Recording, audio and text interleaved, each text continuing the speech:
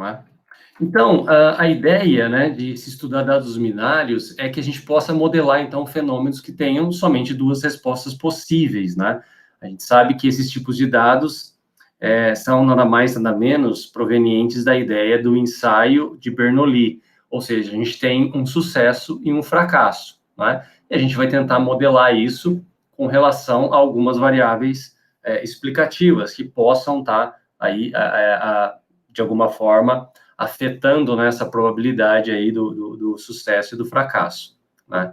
E, comumente, a gente olha que a distribuição binomial, né, em particular a Bernoulli, se a gente está pensando aí em dados binários, né, e a binomial, quando isso já passa no contexto de proporção, é, evidentemente, o modelo probabilístico principal para a gente estar trabalhando aí no contexto dos modelos lineares generalizados, né? Então, quando a gente observa a variável resposta, né, e a gente observa que a geração desses dados é proveniente de dados de proporção ou de dados binários, a gente já começa a suspeitar lá do componente aleatório, né?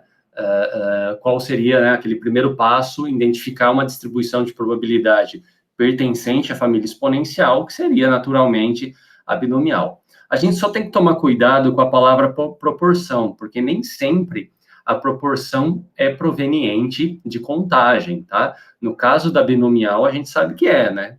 A ideia da distribuição binomial é justamente essa, que são proporções provenientes de um processo de contagem, né? Algo discreto. Pode ser que exista proporção proveniente de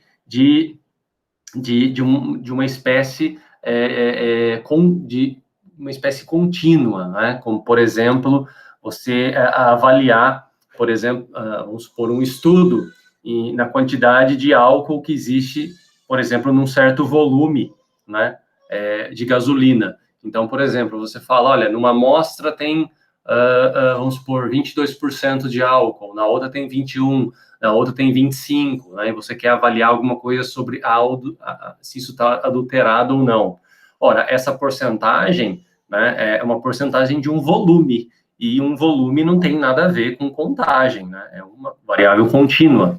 Então, aí a gente tem que observar que essas proporções, né, que muitas pessoas na literatura chamam como proporção contínua, né, não se adequa à distribuição binomial. Aí tem um outro modelo probabilístico para isso, né, que seria a distribuição beta, por exemplo, né, que a beta, lembra, é um modelo que observa valores entre 0 e 1, mas é entre 0 e 1 no intervalo, né, num subconjunto dos números reais. Então, é algo contínuo, né, então, talvez seria mais apropriado. Então, só tem que tomar cuidado que proporção, na grande maioria dos problemas, está associada a um processo de contagem, mas não é todos, tá? Bom, aqui tem alguns exemplos, né, que a gente muitos exemplos que a gente pode estudar.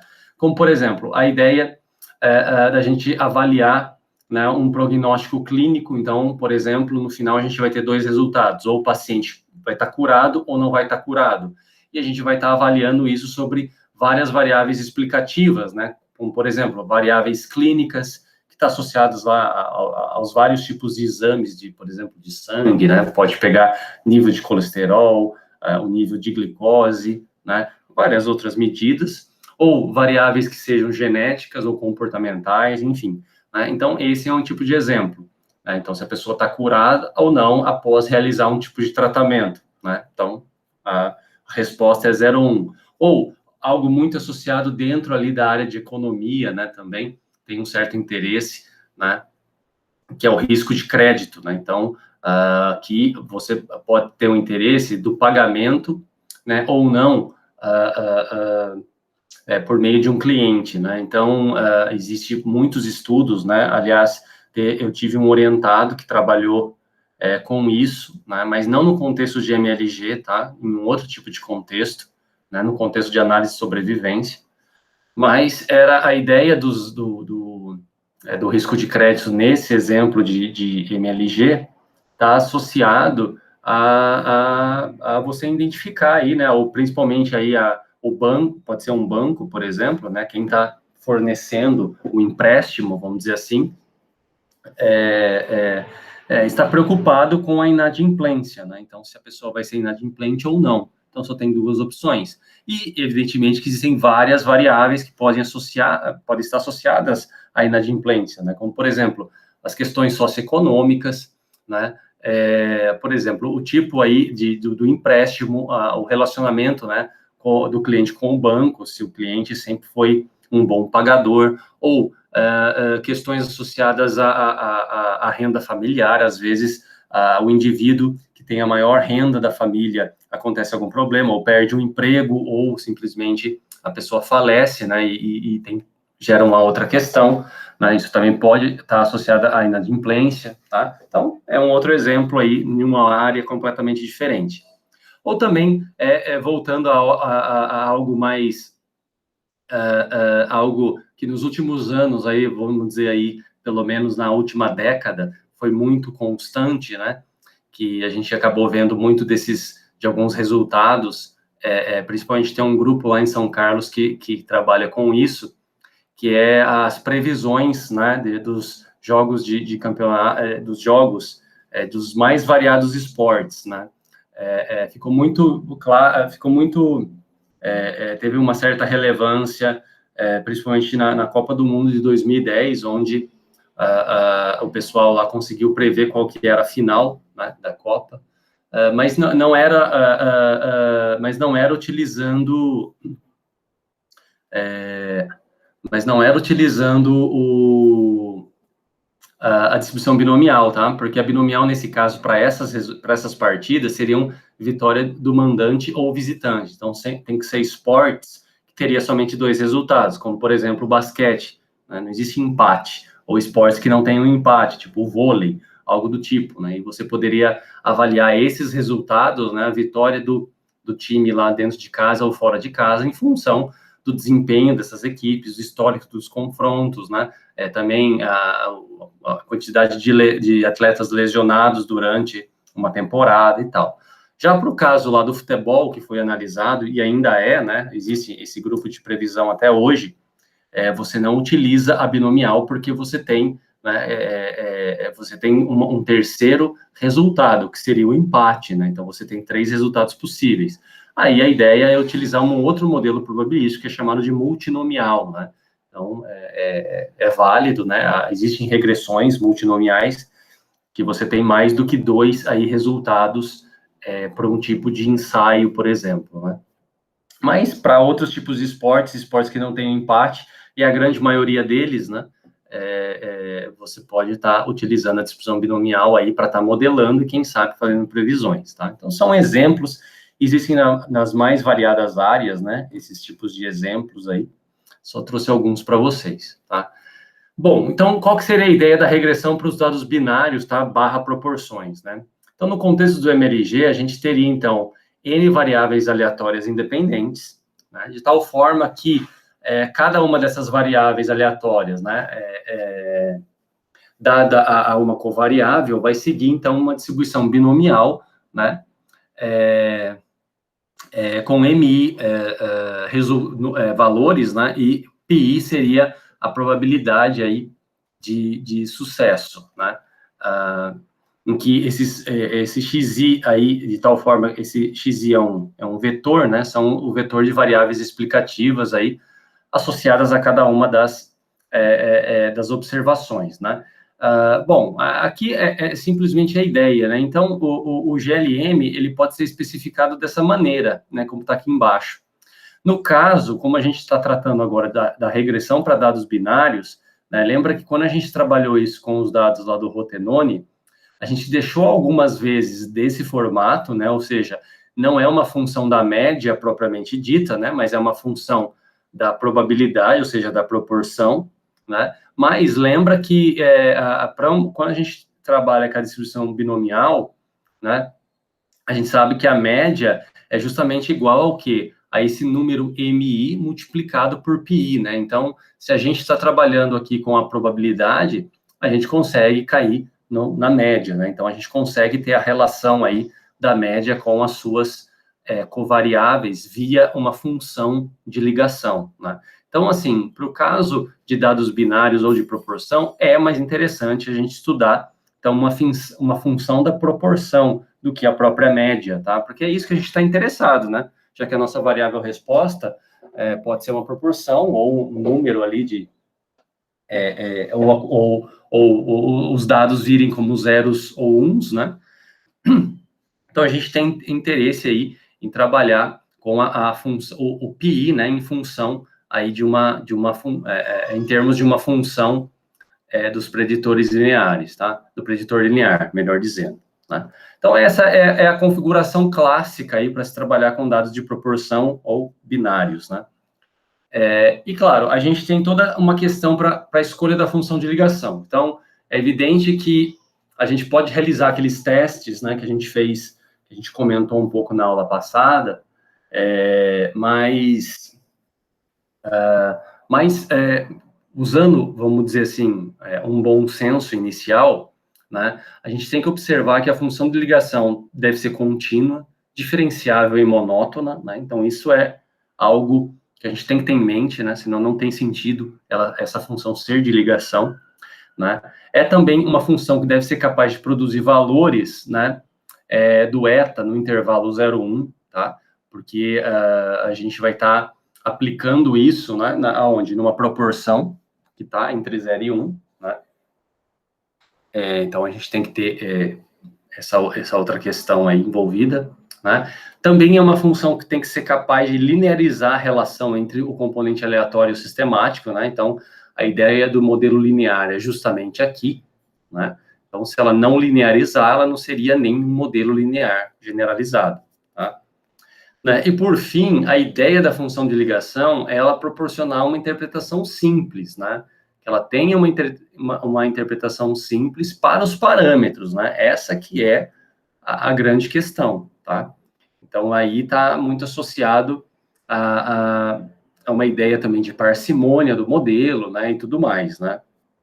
A gente tem que lembrar que se a gente está trabalhando com dados binários, né? Muitas vezes a gente... Claro, é evidente que importa a questão da modelagem estatística, né? Mas a gente tem que observar também que isso está sendo utilizado para explicar algum fenômeno aí, né, aleatório, que está envolvido a uma praticidade, né? Algum exemplo prático. Então, muitas vezes, isso vale para qualquer tipo de modelo, tá, pessoal? Às vezes, a gente quer utilizar modelos mais sofisticados para certos tipos de problemas, né? E a gente tem que entender que existem muitas metodologias, né? Às vezes você pode sempre estar em busca de um melhor modelo, mas às vezes esse melhor modelo vai te dar interpretações extremamente complicadas, sendo que um modelo que talvez seria um pouco pior, né, comparado, evidentemente, com esse modelo, melhor, né, entre aspas, poderia proporcionar uma interpretação mais simples. Então, assim, é aquela coisa, né? Se você tem um canhão em mãos, você não vai matar uma formiga, né, com um canhão, tá? Então, seria isso, né? Se você usar um modelo extremamente sofisticado para um conjunto de dados não tão difíceis de modelar, você estaria fazendo isso, estaria complicando as suas interpretações, né? Ao invés de estar facilitando ela via outros modelos, né? Agora, se você tem um modelo, um conjunto de dados extremamente complicado, né, aí a gente vai... a experiência das análises, né, estatísticas nos mostra que os modelos mais simples não vão realmente se ajustar a dados complexos, né? Então, a gente sempre tem que estar pensando na questão prática, né? Quando a gente vai para a análise de dados em si, né? Tá? Bom, beleza. Então, assim, a partir disso, né, o que acontece? Qual que é a ideia, então, que está por trás aí da função de ligação, né? A gente vai observar o que a gente observou lá atrás, lembra? Quando a gente estava estudando o caso do Rotenone, né, que eu tentei, né, que isso veio lá da ideia do livro da Clarice até, a ideia era tentar utilizar esse contexto, né, quando a gente estudou a modelagem daqueles dados, dentro de uma área, da área de toxicologia, né?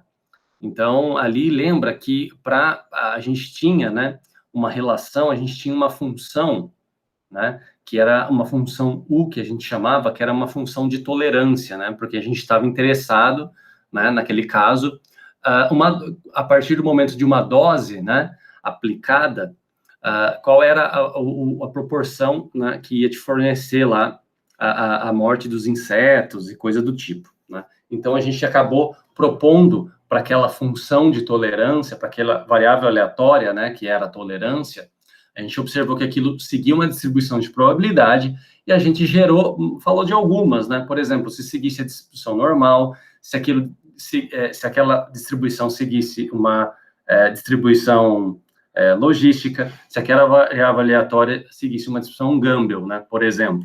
Tá? Então, assim, aquilo lá foi num contexto prático, mas como seria num contexto teórico ali, né? Ou em outra área qualquer. Então, a ideia é o seguinte, né? Como essa função de ligação é uma função... aqui tá errado, tá, pessoal? Aqui é pi só, tá? Não é g de pi, tá?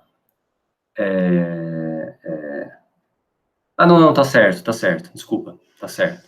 Não tá errado, não.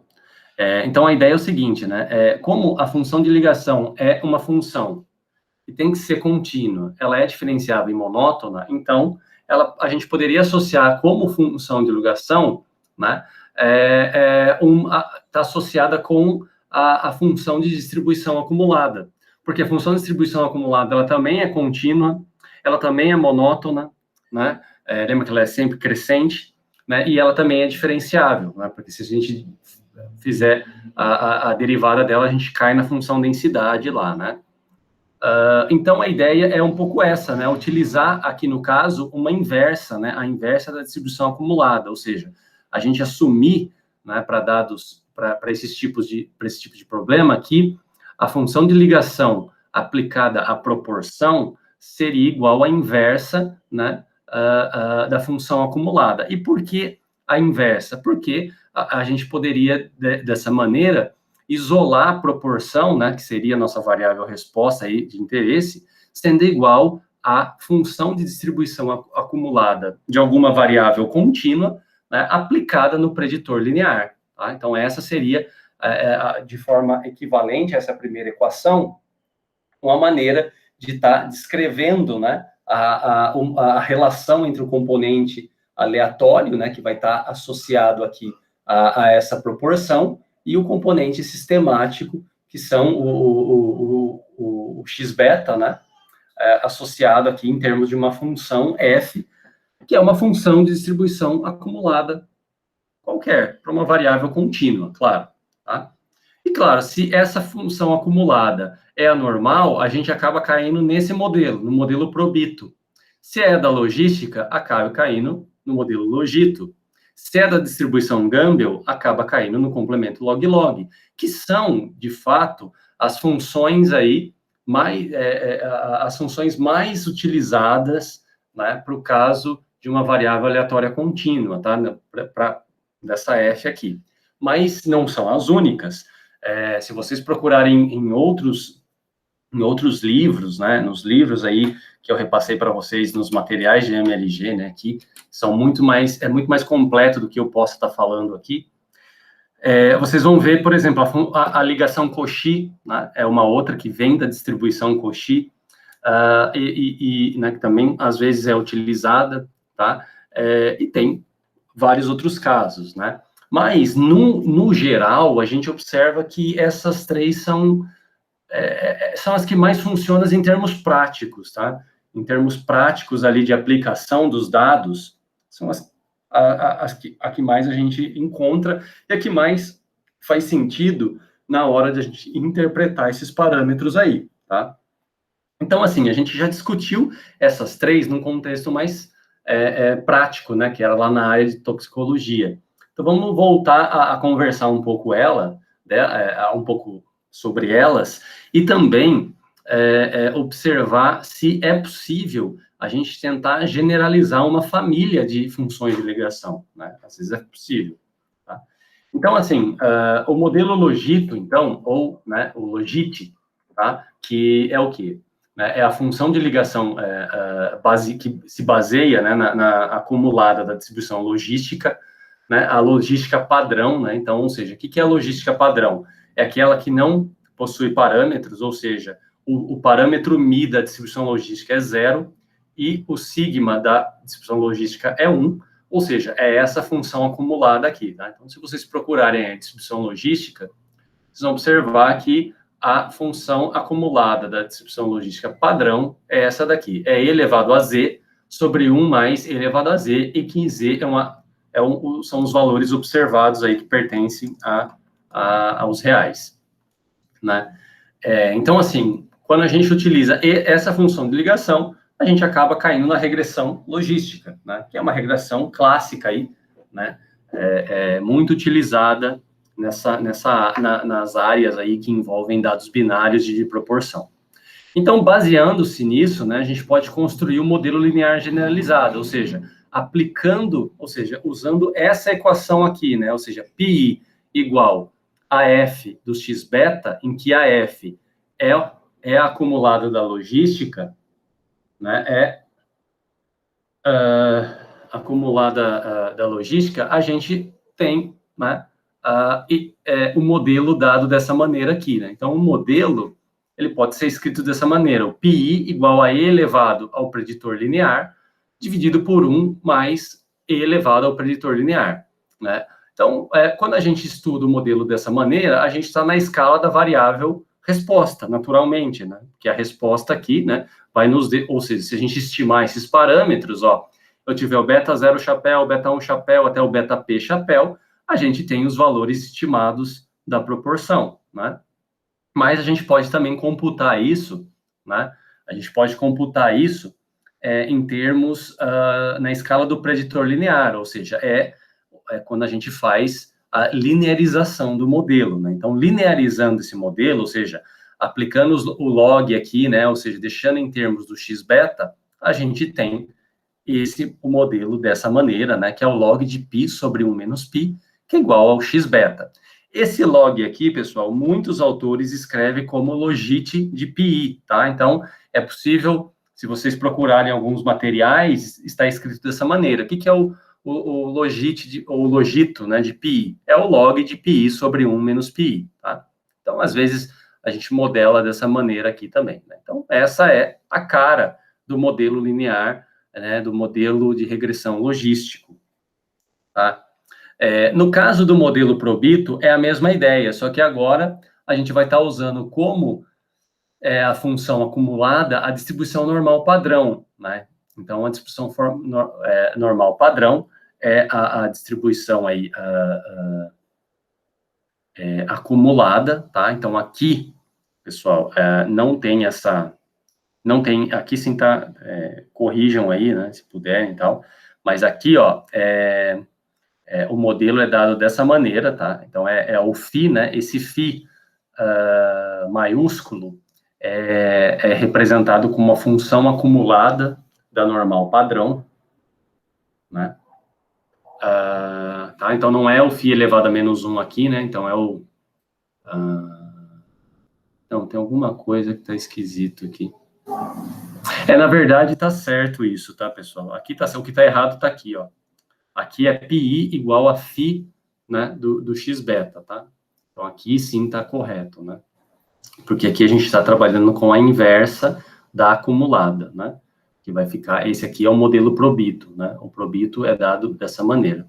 Se a gente trabalhar na escala da resposta, então fica πi igual, aí sim, φ, né? É a acumulada em termos do x beta, tá?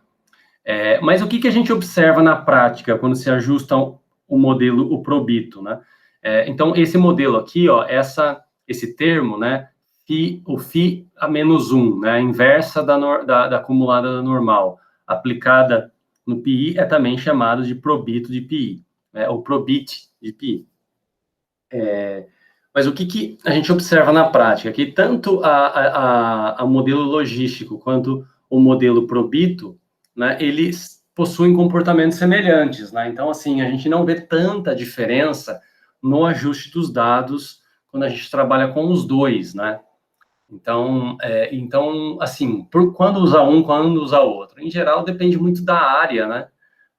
Se você estiver pensando na análise de dados. Às vezes, por exemplo, igual retomando lá o exemplo da área da toxicologia, né? Lá supõe-se que a distribuição de tolerância seguia uma normal, né? A variável aleatória seguia a distribuição normal. Então, quer dizer, por algum motivo você poderia introduzir, né, como motivação a distribuição normal como uma função acumulada, né, da variável que era as tolerâncias, né, naquele caso, e aí desenvolver o probito, tá? Então, às vezes, pode ter uma motivação prática, uma motivação experimental da literatura da área, né, bem anterior à ideia da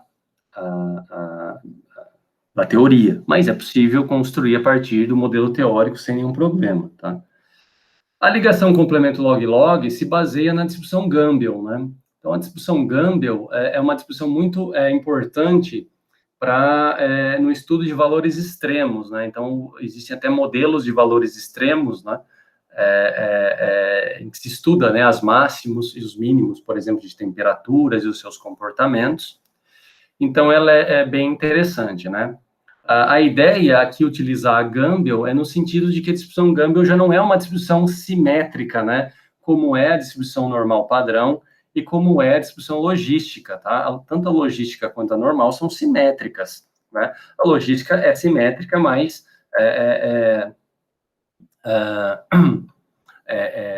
a normal tem as suas diferenças, né? Evidentemente, mas já a Gumbel não, né? Ela tem um caráter assimétrico. Então, é uma outra motivação para você poder estar introduzindo aí, né? Essa função acumulada aí, né? Para estar aplicando aí o preditor linear e tirando aí, evidentemente, as proporções, né? Em termos dessa função. Então, a ideia é o seguinte, né, na construção, então, utilizando a acumulada, a inversa da acumulada da Gumbel, a gente tem esse caso, né, a inversa da acumulada da Gumbel aplicada, né, em pi, é dada por essa forma, log, né, de menos log de 1 menos pi, né, então, por isso que ela é chamada complemento log-log, porque se você isolar, né, quer dizer, você está complementando aqui, né, o log duas vezes, né, se você fizer o complemento disso, você consegue isolar o pi, tá? Então, você tem aqui log de 1 menos pi, né, em termos do preditor linear. E se você quiser estudar na escala da variável resposta, o pi é dado igual a esse termo aqui, né? Você tem 1 menos o esp de menos esp do x beta, tá? Então, a grande diferença é essa, né? Que a função aí de ligação vai já ter um caráter mais assimétrico, né? Principalmente em relação à proporção ali, né? A 50% ali, né? Dessa proporção, tá? Então, pode ser interessante para algumas aplicações, né? E, no geral, acho que eu acabei falando dessa família, né? É possível, existem algumas famílias, tá? Essa não é a única, é importante deixar claro isso, né? Mas existem algumas famílias de funções de ligação, como, por exemplo, a família Aranda-Ordaz, que você tem um termo, né? Você pode, a partir dessa daqui, gerar várias funções de ligação, né? Para vários casos, tá? Então, por exemplo, num exemplo em que a gente tivesse uma única covariável, como, por exemplo, dose, né, e as suas repetições lá, né, você tem, sei lá, 5, 6 doses, e você está avaliando a diferença dessas doses com relação à proporção, né, então, ou seja, algo que você poderia pensar para melhorar o seu modelo é justamente testar as mais diferentes funções de ligação, como foi o caso que a gente fez, né, no exemplo lá do rotenone, a gente tinha a dose, e a gente tinha a variável resposta, que era a proporção, e a gente estava interessado em estudar o quanto, né, o aumento dessas doses afetava a proporção de morte lá daqueles insetos, né? Então, uma justificativa para tentar pensar em modelos melhores era estudar, fazer várias funções de ligação ali até encontrar um melhor modelo. Então, você pode pensar nisso a partir dessa dessa ligação aqui, né, do Arandordaz. Então, ou seja, ela é dada pelo log de 1 menos, aqui é π, tá? Elevado a menos alfa, né? Menos 1 dividido por alfa, em que alfa é um parâmetro que pode ser estimado, o alfa aí tem que ser diferente de zero, tá? Não pode ser zero, né? Claro. Mas o que a gente observa? Que se o alfa for igual a 1, a gente tem em particular a função, a ligação logito, né? Então, para alfa igual a 1, a gente retorna aqui, ó. A gente retorna nesse caso, tá? E para alfa tendendo a zero, né? Se você fizer o limite dessa função aqui, em termos do alfa, né? Alfa tendendo a zero, a gente obtém o complemento log-log, tá? Então, quer dizer, dependendo dos valores de alfa, a gente pode encontrar as mais variadas aí funções de ligação, né? Então, ou seja, a função logito, complemento log-log, são casos particulares dessa família, né? Então, você pode testar para outros, tá? Pode testar para outros.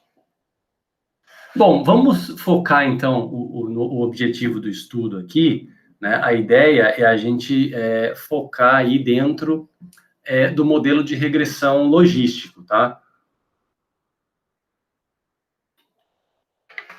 Claro que a gente, não é que a gente vai fazer uma comparação, mas eu vou focar um pouco na regressão logística e nas suas interpretações dos parâmetros. Por quê? Por várias questões, né? Porque é um modelo mais utilizado, né? Na prática, a gente vê que é o modelo que se mais utiliza, até mesmo na questão interpretativa, né? Por ser a regressão logística, lembra que é a ligação canônica, né? Então, teoricamente, possui aí a construção do modelo linear generalizado, ela é mais simples, até mesmo no seu processo de estimação e, consequentemente, na interpretação dos parâmetros, né? Então, o modelo de regressão logística, como a gente sabe, é definida pela função logito, né? Então, a gente tem lá a variável resposta que segue uma binomial, né? Com MI, né? São MI, o número, né, aí de, seria a quantidade de ensaios, né, de Bernoulli, a gente poderia pensar, e PI seria a probabilidade, ou nesse caso, a proporção, e o modelo de regressão é dado dessa maneira, né? Ou seja, mas tem outras formas de reescrever esse modelo, né, como a gente viu. A gente pode escrever esse modelo, né, observa que esse modelo aqui está na escala do preditor linear, mas a gente pode interpretar isso na escala da proporção ou da probabilidade, né, na escala da variável resposta, como a gente viu, ou a gente pode, de forma equivalente, representar em termos dessa razão aqui, ó, da razão da probabilidade, né, em relação ao seu complemento, ao complementar dessa probabilidade, ou seja, πi sobre 1 menos πi, que é dado por dessa forma aqui, né, seria o ESP, tá?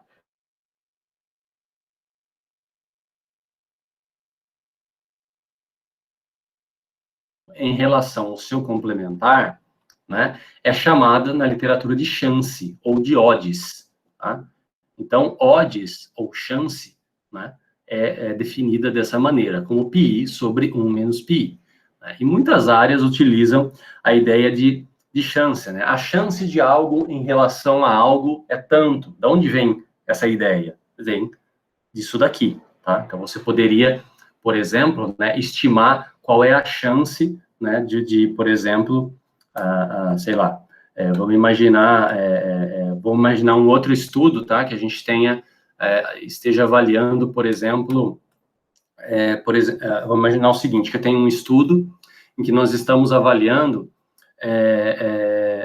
indivíduos que tenham asma, né? Então, vamos pensar crianças que tenham asma, né? Então, nossa variável resposta é a criança foi diagnosticada com asma ou não foi. E a nossa covariável seja, por exemplo, o sexo, né? Então, será que tem diferença? A gente poderia pensar, será que tem diferença entre... existe alguma diferença em relação ao sexo, né? Será que meninos podem ter mais asma do que meninas ou não, né? Então, a partir disso, a gente poderia modelar algo do tipo, né? A partir desses dados, e a gente teria a chance.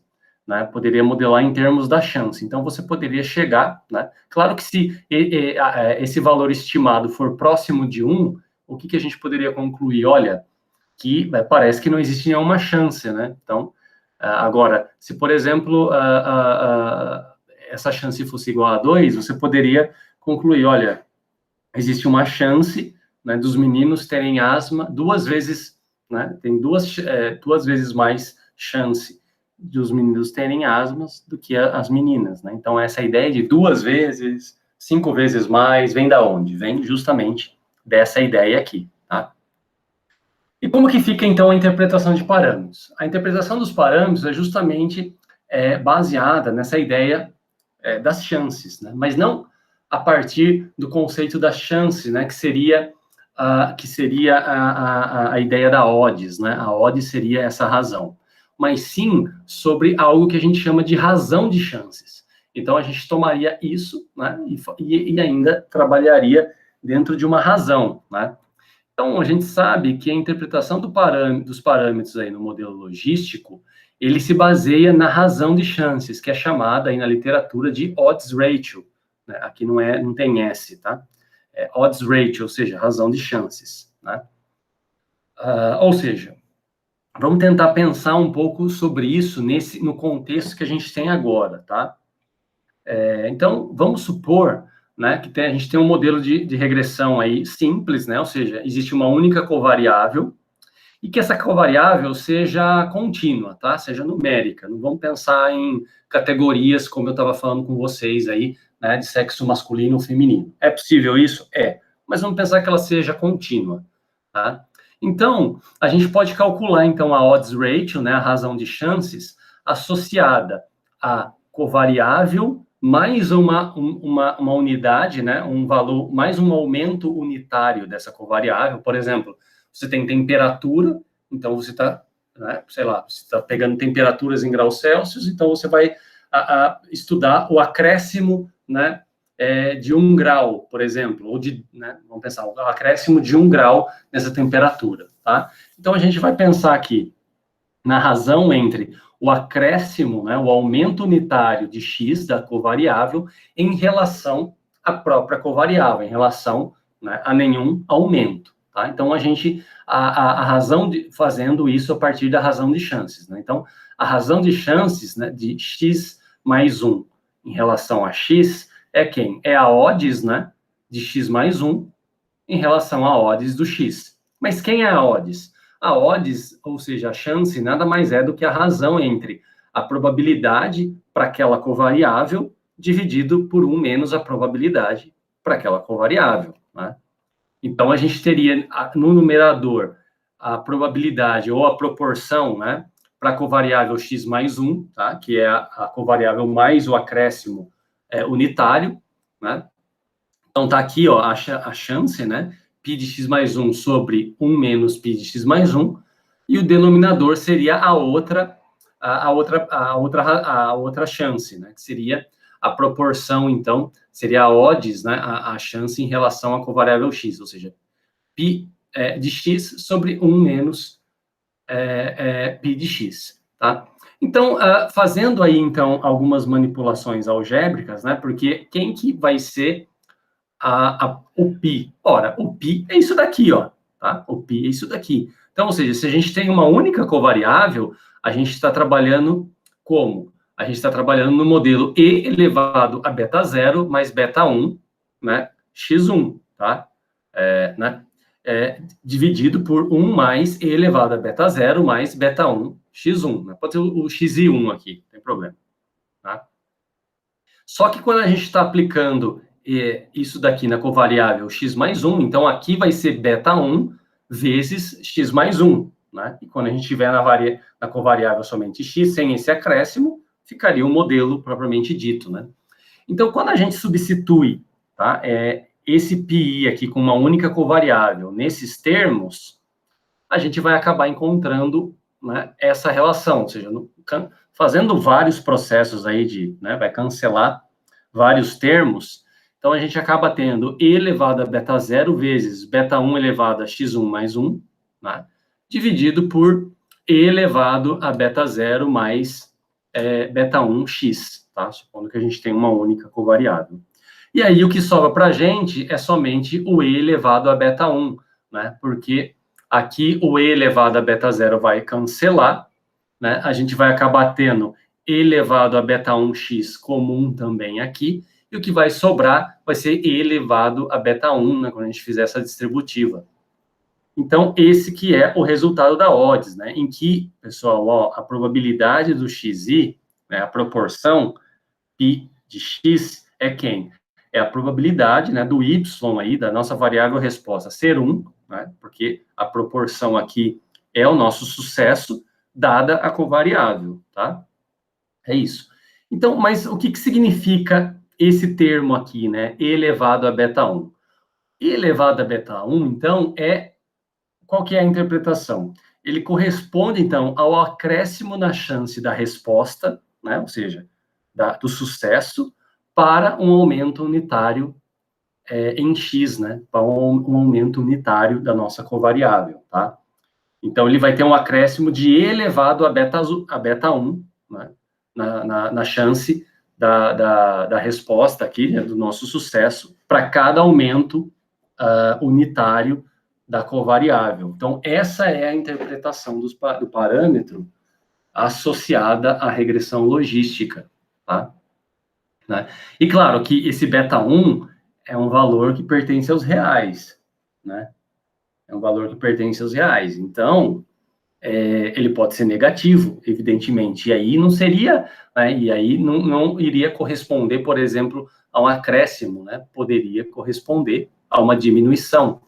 Então, ou seja, está diminuindo a chance aí, né, da nossa resposta a cada vez que a gente está aumentando um valor unitário na covariável, né? Então, essa seria a nossa a interpretação aqui associada ao e elevado a beta 1, né? Pensando num único, evidentemente, em uma única covariável, né? Mas o que aconteceria se a gente tivesse agora, por exemplo, né? Se a gente tivesse agora uma outra situação em que nós estivéssemos... aqui, só para complementar, né? Antes de entrar, que a nossa covariável seja categórica, tá? Então, ou seja, se a gente estivesse trabalhando num aumento aí de K unidades em X, nós verificaríamos, né, que a chance de resposta ela é aumentada aí em K vezes beta 1, tá? E elevado a K vezes beta 1, né? Em que aqui a gente está supondo K positivo, né? Mas pode ser qualquer valor aí real, tá? Né? Claro que esse termo aqui dentro, né, dano positivo ou negativo, ele vai acelerar ou desacelerar, né, essa chance de resposta, tá?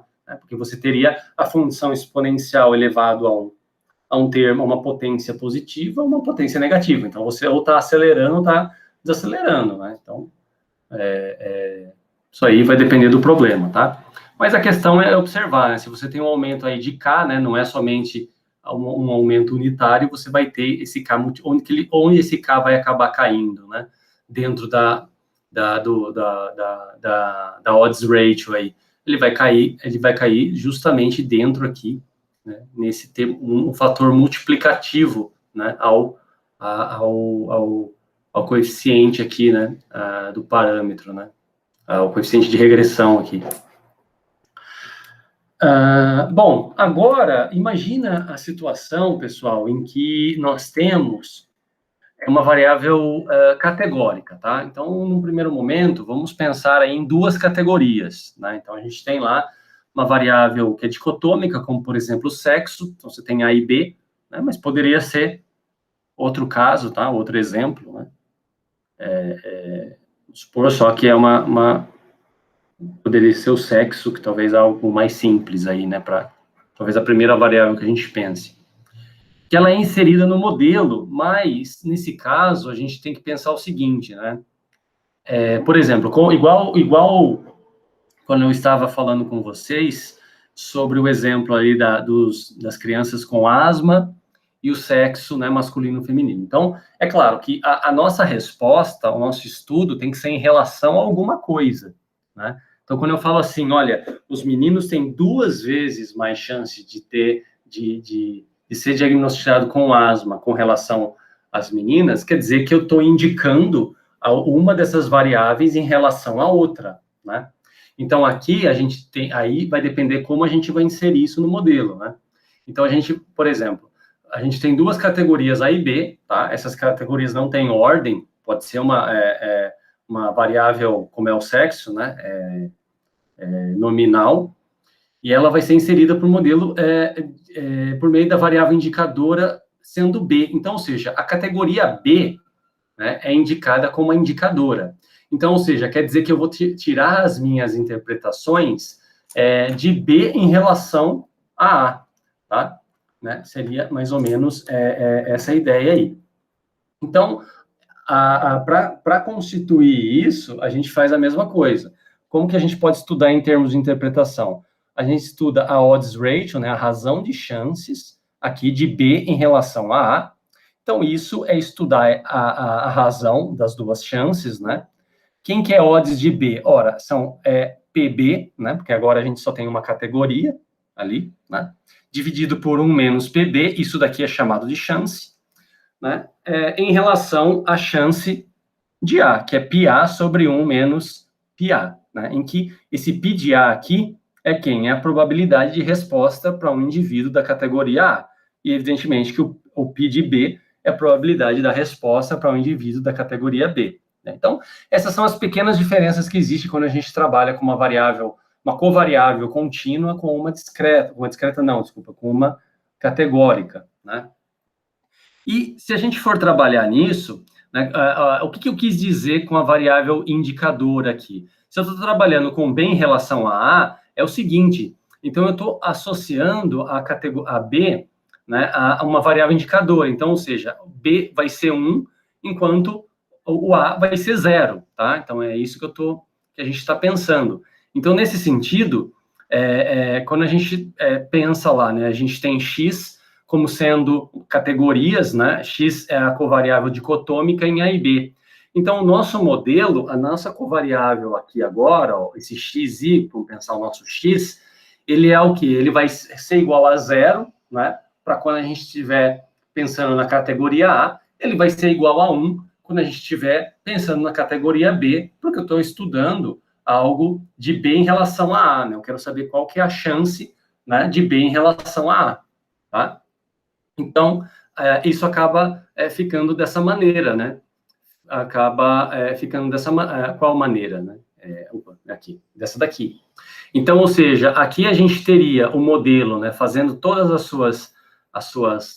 os cálculos, né? Isso vocês podem fazer depois, tá? Eu só não fiz por questões, por economia de espaço aqui, tá?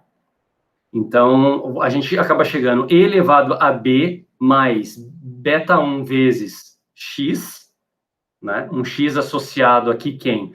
Um X associado à variável indicadora B, e dividido por E elevado a beta 0 mais beta 1 vezes X relacionado à indicadora de A. Só que como a gente está falando, como no modelo a gente inseriu como variável indicadora B, né, então aqui ficaria B, XB, entre aspas, aqui seria 1, e o XA seria 0, né? Então, 0 vezes beta 1, isso daqui some, né? Beta 1 vezes 1 fica beta 1, e esses dois E elevado a beta 0 são cancelados, sobrando novamente o quê? O mesmo E elevado a beta 1. Tá? Então, ou seja, independente se você está trabalhando com uma covariável contínua ou com uma covariável categórica, a interpretação é a mesma, tá? Aqui pensando no modelo de regressão simples, tá? A interpretação é a mesma, né? Ou seja, aqui a gente teria, ó, E elevado a beta 1 vai corresponder aí, então, a razão de chances, né? A chance de resposta de B em relação a A, né? Para as categorias aí A e B. E a gente observa, pessoal, o quê? Que se beta 1 é igual a 0, ou seja, não existe, né, vamos supor, com beta 1 igual a 0, não teria regressão, né? A gente estaria no modelo nulo. Ou seja, o que seria beta 1 igual a 0 nessa questão aqui? Seria E elevado a 0, ou seja, a odds ratio igual a 1, né? A razão de chances igual a 1. O que quer dizer quando a razão de chances for igual a 1? Quer dizer que existe a mesma chance, né, que existe para a categoria A, é equivalente para a categoria B, ou seja, no caso do exemplo lá da asma, você poderia falar que existe a mesma chance, né, existe a mesma chance de você, existe a mesma chance de você, daquelas crianças serem diagnosticadas com asma, né, sendo meninos ou meninas, tá? É claro que para ter uma confiança maior, né, porque raramente você vai ter o beta 1 igual a zero, né, cravado. Em geral, você pode ter a 0,01, a menos 0,02, né? Então, isso aqui esse resultado, elevado a um beta 1 próximo de zero, pode ser um resultado 1,01, né, sabe? 0,02, e aí você pode cair numa dúvida, né, falando, será que isso daqui mesmo é 1 ou não? Então, qual que é uma alternativa para isso? É você encontrar o intervalo de confiança para odds, né, para razão de chances. Então, é possível encontrar um intervalo de confiança para razão de chances, e a partir disso, você pode pensar o seguinte, ora, se o número 1 pertencer a esse intervalo, significa que as chances são as mesmas para as categorias. Se o 1 não pertence a esse intervalo, quer dizer que as chances são diferentes. E aí você pode computar o quanto de chance a mais, né, em termos de porcentagem, né? Por exemplo, isso aqui deu 1,02, né? Então seria o quê? 2% a mais de chance, tá? E aí vai, se isso é relevante, claro, né? Ok, pessoal? Só que, né, como nem tudo são flores, a gente sempre gosta de complicar as coisas, a gente pode trabalhar, então, agora em mais interpretações, tá? Isso é válido, a gente pode trabalhar com mais covariáveis. Tá? Então, a gente pode trabalhar nisso tanto com relação à variável contínua, quanto à variável discreta. Discreta não, quanto à variável categórica, tá? Tanto faz. Em geral, a categórica dá mais trabalho ali, né, do que a contínua, tá? A covariável, né? Assim, quando a gente estuda, por exemplo, lá a regressão clássica, você está trabalhando lá com um modelo de regressão clássico múltiplo, né, que você tem várias covariáveis para tentar explicar a tua variável resposta, você pode tirar interpretações do lado do beta 1, do beta 2, do beta 3, né? Como que a gente faz isso? A gente fixa, né, as demais variáveis e você tira as interpretações. Aqui a ideia é a mesma, tá? Aqui a ideia seria a mesma, só que num outro contexto. Então, vamos imaginar agora que a gente tem uma terceira categoria, tá? C, né? A gente tem uma terceira categoria aqui, tá? Então, assim, vamos imaginar o seguinte, né? Nessa terceira categoria, a gente tem uma outra variável x2, tá? Em que essa variável x2 tem lá, ela é categórica, tá? Então, ela x2 aí é igual a C, tá? Ela é categórica. E a nossa x1 ainda continua sendo a nossa covariável do caso anterior, né? Então, x1 tem duas categorias, A e B, e x2 tem uma única categoria, que é a C, tá?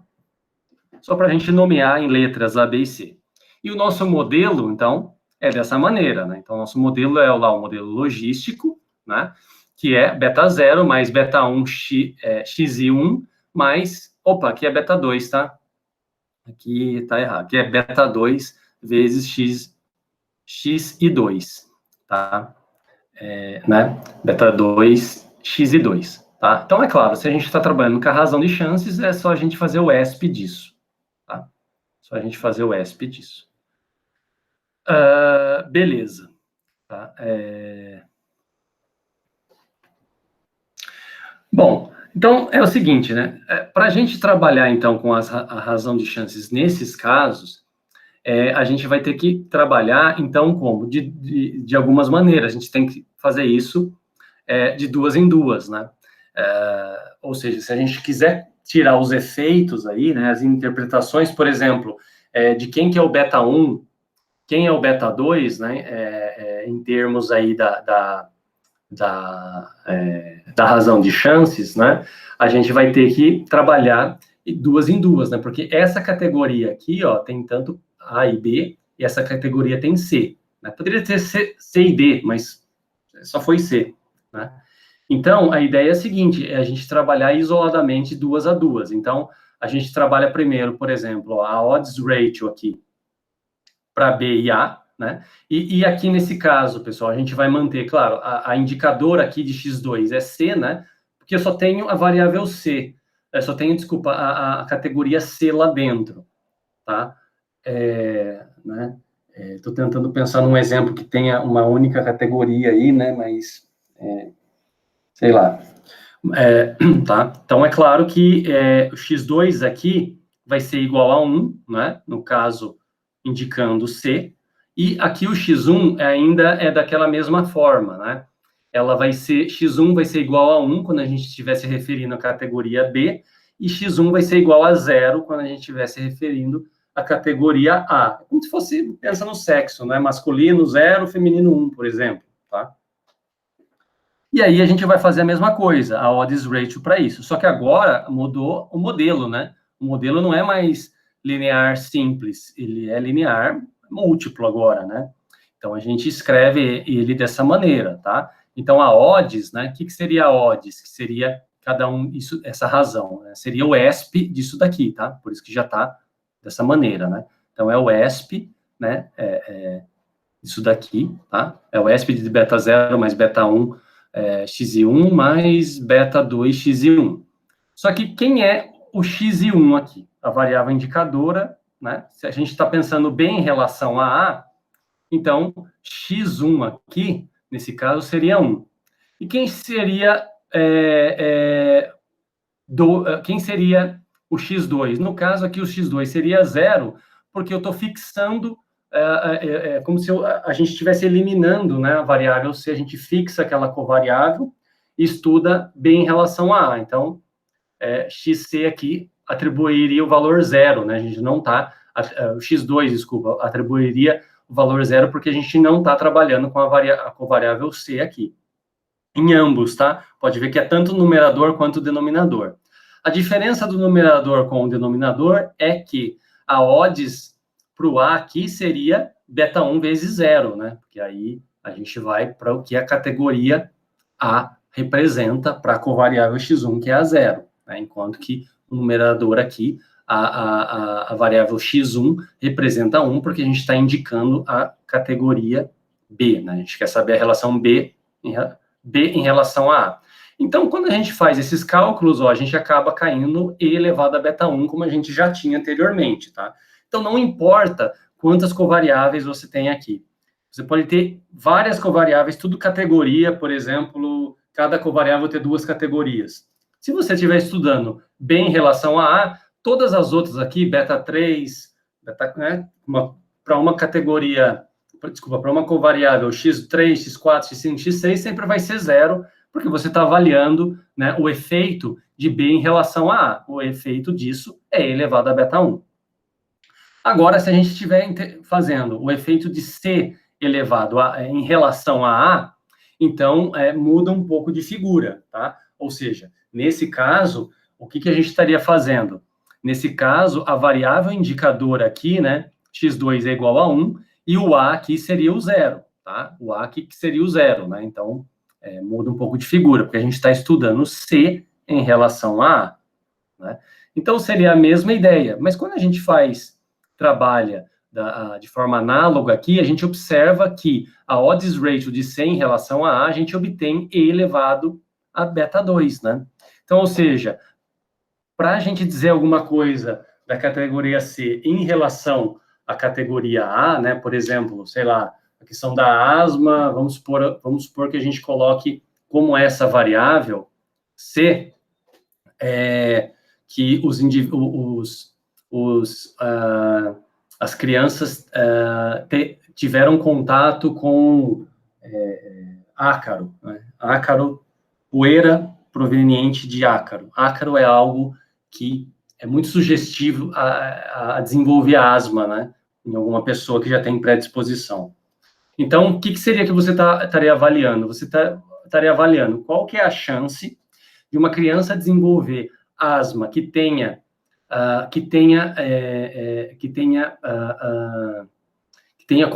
esteja em um local em que existe poeira de ácaro, né? Qual que é essa chance em relação, por exemplo, a essa criança ser do sexo masculino, ou essa criança ser do sexo feminino, tá? Então, seria isso, né? Tá?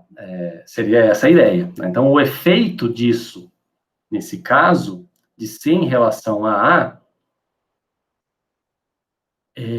seria o quê? E elevado a beta 2, tá? E elevado a beta 2, né? Tá? E elevado a beta 2. Agora, quando a gente faz a odds ratio de C elevado a B, a gente tem, então, a chance de ser em relação a B, e aí, o B? O B é aquele mesmo modelo, né? Ficaria 0 aqui no beta 1, né? O modelo somente para chance em C, a gente teria um efeito de beta 2. Em relação a B, a gente teria o efeito aonde? Em beta 1. Então, para esse caso, quando a gente estuda, né, para duas variáveis aqui, em que elas são as variáveis nossas de interesse, né, porque elas são as indicadoras aqui, então, a gente já não vê os efeitos dos parâmetros aí isolados, né, você vê, por exemplo, uma diferença entre eles. Então, por exemplo, para estudar essa relação aqui, né, dessa categoria em relação a essa, o efeito é dado por E elevado a beta 2 menos beta 1. Tá? Então, no caso em que a gente tem tanto que para a categoria C quanto para a categoria B, nós temos que as covariáveis são igual a 1, né? O X1 e o X2 são iguais a 1. Então, a gente não vai ter um efeito nulo, né, para uma delas. A gente vai ter os efeitos para os dois, né? Então, você teria algo dessa maneira.